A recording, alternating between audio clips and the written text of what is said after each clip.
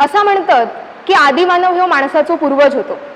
ह्यो आदिमानव म्हणजे आमचो पूर्वज. शिकार करूक नेहमी भटकत राहायचो, गावात त्या गुहेत वस्ती करायचो आणि बिना कपड्याचो वावरायचो, म्हणजेच नागड्यांनी वावरायचो. पण कधीतरी ते का आपल्या या नागडेपणाची लाज वाटाक लागली म्हणून तो झाडाची पाना आणि झाडाचे साली अंगाभोवती कपडे म्हणून गुंडाळूक लागलो. आज सुद्धा आम्ही लाज ढाकू कपडेच घालतो, पण आजच्या काळात काय काय लोक कधी कधी असे कपडे घालतात की ते स्वतःची लाज ढाकूक असतात की दुसऱ्याक लाज वाटक होई म्हणून घालतात, ताच काय कळणार नाही. ज्या गोष्टीची लाज बाळगूक होई त्या गोष्टीची माणूस लाज बाळगना नाही आणि नको थंय मात्र हेसान सोडून वावरता. मराठी आणि त्यातल्या त्यात मालवणी माणसाच्या बाबतीत एक गोष्ट नेहमीच जाणवता की मालवणी माणूस आपली भाषा बोलाक लाजता. अरे पण आपली भाषा बोलाक लाजा कळ्या कित्या? आणि ह्याच तुमच्या समोर मांडण्यासाठी मी या स्पर्धेत विषय निवडलाय, आपली भाषा लाजा कळ्या कित्या. आता आमची मातृभाषा खयची, मराठी की मालवणी? मराठी ही आमची राज्यभाषा असा ह्या मान्य, पण आपण मराठीक मातृभाषा म्हणाक शकनव नाही. मी तरी मराठीक मातृभाषा म्हणाचंय नाही, कारण लहानपणापासून ज्या भाषेतना माझ्यावर संस्कार झाले, माझी आऊश जी भाषा बोलता ती माझी मातृभाषा. जर तुमच्या माझ्या आऊशीच्या तोंडातली भाषा मालवणीच असात तर मालवणी बोलाक लाजा कळ्या कित्या? तुम्ही मालवणी भाषा सोडून कधी दुसऱ्या भाषेतना कोणाक गाळी घातलास? काय होतात परिणाम?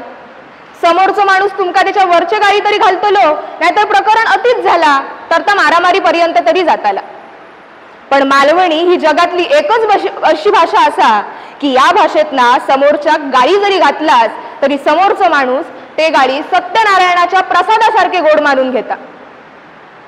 जर बऱ्याच दिवसांनी दोन मालवणी मित्र एकाट येले तर ते कायरे मेल्यापासूनच सुरुवात करतले, नाहीतर ठेवणीतले गाळी तरी घालतले एकमेकांका.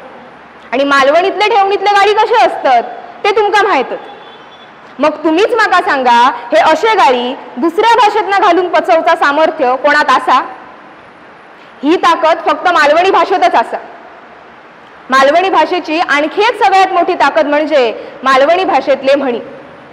मालवणी भाषेचे जाणकार ह्या म्हणींचो समोरच्या गप करूक असो उपयोग करतात की समोरचा माणूस किती पण उडा दे, तो जागच्या जाग्यावर थंड जाऊकच होईल.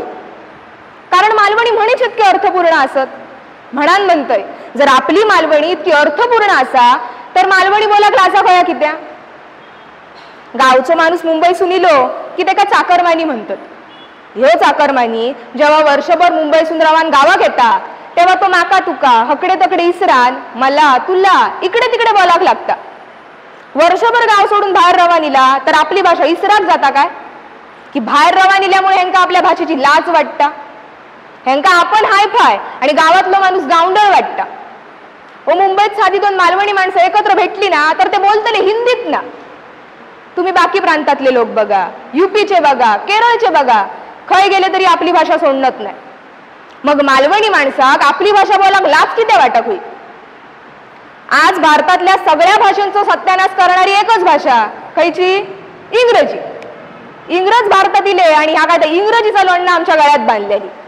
ता काय आम्ही अजून काढूक बघणव नाही, तर आमका गळ्यात घालून मिरवूक अभिमान वाटता.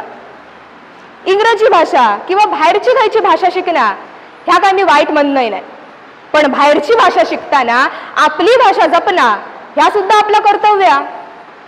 जो तो उठता आणि आपल्या पोरांका इंग्रजी मीडियमच्या शाळेत घालता, खेका बाजूच्याचो झील जाता मग माझो जाऊ गयो, नाही गेलो तर त्यांना कमीपणा. बऱ्याचो काय परिणाम होता तो पण त्यांना कळणार नाही. तुम्ही जर या पोरांचा धड निरीक्षण केलास तर तुमच्या असा लक्षात येताला की या पोरांका धड मराठी पण येणार नाही आणि धड इंग्रजी पण येणार नाही. तुम्ही जेव्हा खयचीही गोष्ट आपल्या भाषेतनं शिकतास तेव्हा ती तुमच्या मराचर लक्षात रवतली. आणि असा रपाटो मारून मिळवलेला ज्ञान ह्या फक्त परीक्षेपुरताच असता. जर आयुष्य जागा खयाता ज्ञान आपल्या भाषेतनच गावत असात तर मालवणी बोलाक लाजा कळ्या कित्या? आता तुम्ही इंग्लंडमध्ये गेलास तर इंग्लंडची राणी खयची भाषा बोलतली? इंग्रजी. आणि इंग्लंड मधलो भिकारी खयची भाषा बोलतलो? इंग्रजी बोलतलो मा. मग इंग्लंड मधलो भिकारी सुद्धा जी भाषा बोलता त्या भाषेची तुमका इतकी अपूर्व आहे कित्या? मालवणीत आवशिक आये म्हणतात, बापाशिक बाबा म्हणतात, आईची आई झाली, आईची मम्मी झाली, मम्मीची मॉम झाली. आणि हा सगळा कधी झाला ता काय आमका कळलाच नाही. आणि ह्या सगळा फक्त आणि फक्त आपण आपली भाषा बोलाक लाजतो म्हणून झाला हा. आपल्या मालवणीत परंपरेनुसार लिहिलेला काव्य असा, जात्यावरची ओवी असत, फुगड्यांची गाणी असत, लग्नाची गाणी असत, असे कितीतरी प्रकार आहेत. पण हे खयच लिहिलेले नाहीत. पण हे जरी काही लिहिलेले नसले तरी ते भरपूर अर्थपूर्ण असत. आणि मालवणी भाषेचो ठेव जपान ठेवणं हे आपला कर्तव्य असा. आणि जेव्हा आपण आपली भाषा बोलाक लाजाचा बंद करतलो तेव्हाच आपण या कर्तव्य पार पाडू शकतो. आज मालवणी भाषा बऱ्याच मराठी सिनेमात वापरली जाता, मालिकेत वापरली जाता. पण दुःख इतक्याचा की ही भाषा फक्त विनोदापुरती वापरली जाता. म्हणजे मालवणी माणूस आणि मालवणी भाषा फक्त विनोदापुरतीच मर्यादित हा काय? ह्या चित्र काहीतरी बदलाक होया. आजची पिढी जरी मालवणी बोलाक लाजत असली तरी मालवणी भाषेक खऱ्या अर्थाने ओळख दिली ती म्हणजे कोकणचे नाट्यकर्मी आदरणीय मच्छिंद्रनाथ कांबळी हिनी. वस्त्रहरण नाटकाच्या रूपात त्यांनी मालवणी भाषा 7 समुद्राच्या पैलाढी नेऊन पोचवल्यानी आणि मालवणी भाषेक खऱ्या अर्थान वैभव प्राप्त करून देऊचो प्रयत्न केल्यानी. म्हणूनच त्यांचं स्मृती दिन 4 एप्रिल ह्यो मालवणी भाषा दिवस म्हणून साजरो करतात. अशी कोकणातली किंवा सिंधुदुर्गातली बरीच माणसं असत जी मालवणी भाषेक जगवचो प्रयत्न करतात. त्यात प्रामुख्याने नाव घेऊचा रागात मालवणी कवी रुजारियो पिंटो, कवी अजय कांडर, तसाच बादल चौधरी जे क्रिकेटची कॉमेंट्री मालवणीतनं सांगाल, मालवणी म्हणी आणि मालवणी भाषा खऱ्या अर्थान जगवतात आणि लोकांपर्यंत पोचवतात असं म्हणू काय हरकत नाही. नुकताच आपला कोकणचा चेडू अंकिता वालावलकरने मालवणी भाषा आणि मालवणी गाराणा बिग बॉस पर्यंत नेऊचा प्रयत्न केला. अशी कोकणातली बरीच मंडळी असत जी रील्स आणि ब्लॉगच्या माध्यमातून मालवणी भाषेचो प्रचार करतात.